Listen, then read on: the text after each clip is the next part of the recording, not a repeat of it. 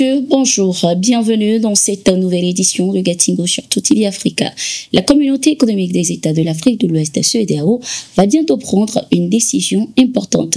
Lors du sommet de l'institution sous-régionale prévu à Abuja au Nigeria le 15 décembre 2024, les chefs d'État de l'institution acteront ou non le retrait des pays de l'AES, à savoir le Mali, le Burkina Faso et le Niger.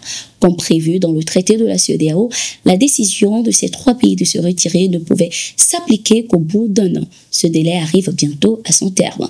Pendant ces 12 mois, consciente de la possibilité de sa désintégration, la CEDEAO a tenté en rétropédalage pour convaincre ces trois pays par divers moyens de revenir sur leur décision. Toutefois, ces derniers sont restés fermes dans leur choix.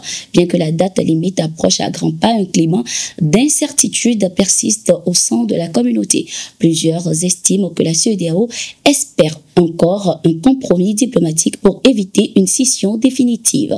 Rappelons que depuis l'annonce du retrait des trois pays, les présidents Bassirou Diomaye Faye et Faure Gnassingbé ont été choisis comme médiateurs dans cette crise entre la CEDEAO et l'AES. Cependant, cette mission est pour l'heure un échec.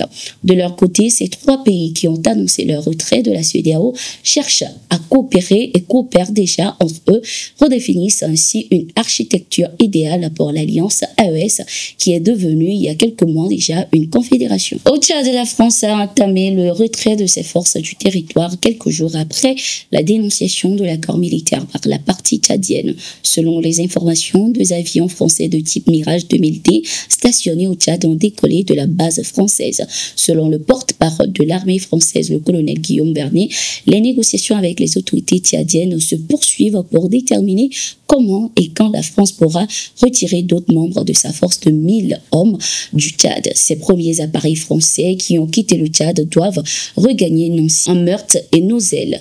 Le Tchad était un maillon clé de la présence militaire française en Afrique, constituant ainsi le dernier point d'ancrage de Paris au Sahel après les retraits forcés de ses troupes au Mali, au Burkina Faso et au Niger, qui avaient eux aussi cessé leur coopération militaire avec la France.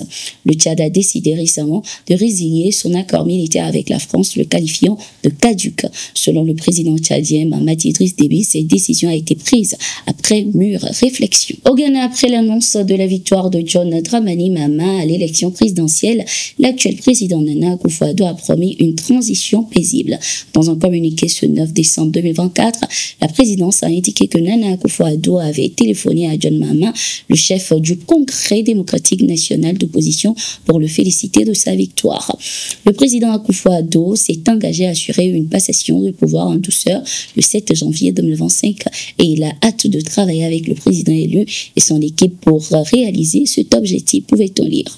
Par la même occasion, le président ghanéen a salué la commission électorale et le peuple ghanéen pour le succès de cette élection, ce qui reflète, selon lui, la solidité de la démocratie ghanéenne. Il a également exhorté les Ghanéens à s'unir et à travailler ensemble pour consolider la démocratie et défendre l'état de droit dans le pays.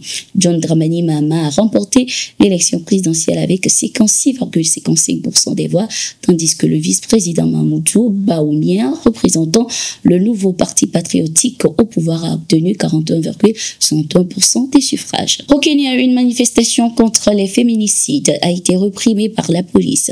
Selon les informations, des policiers ont tiré des grenades lacrymogènes contre des jeunes femmes rassemblées dans le quartier central des affaires de Nairobi et sur plusieurs centaines de femmes marchant jusqu'au Parlement en ayant et scandant des slogans tels que « honte à vous » et « éduquez vos fils ».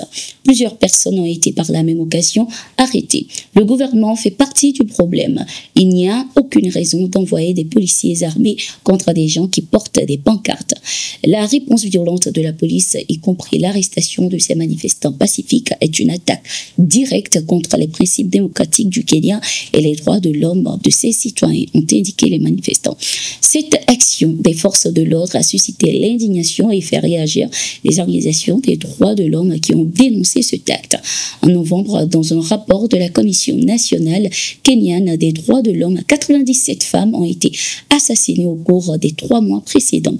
Ce rapport a fait réagir le président William Ruto qui a qualifié la violence fondée sur le genre de tragique et inacceptable tout en exhortant la société à s'attaquer au problème. Au Mali, lors d'un point de presse ce 10 décembre 2024, le directeur de la direction de l'information et des relations publiques des armées d'IRPA, le colonel-major Souleymane Dambélé, a dévoilé le bilan des opérations de sécurisation des forces armées maliennes pour le mois de novembre. Selon ces informations, l'armée a mené 22 reconnaissances offensives contre les groupes armés terroristes, dont 5 attaques directes contre les forces armées maliennes, 16 incidents d'engins explosifs improvisés, 7 attaques contre la population civile ainsi qu'une destruction de ponts.